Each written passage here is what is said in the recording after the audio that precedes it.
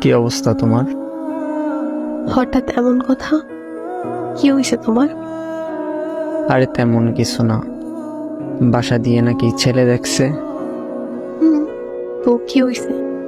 ছেলের নাকি সরকারি চাকরি আছে। থাকতে পারে, জানি না। ও আচ্ছা। তুমি এত কিছু কিভাবে জানলে? তোমার কাজিন বলছে। ও আচ্ছা, এইসব খবর ও ভালো রাখে। তোমার পরিবার তো মনে হয় রাজি। কি করবে এখন? আমাদের সম্পর্ক কি এখানেই সমাপ্তি? এই শোন, বিয়ে আমি করব, আমার পরিবার না। আর তোর এত কিছু কে ভাবতে বলছে? তোর সামনে পরীক্ষা, তুই পড়াশোনায় মনোযোগ দে। আমি তোর ছিলাম, তোর আছি, তোরই থাকবো। তুই পরীক্ষাটা দে আগে, তারপর হাত ধরে নতুন জীবন শুরু করব। সত্যি তো? হ্যাঁ সত্যি। তোর হাত ধরছি কি অন্য কারো হয়ে যাবো এই জন্য নাকি?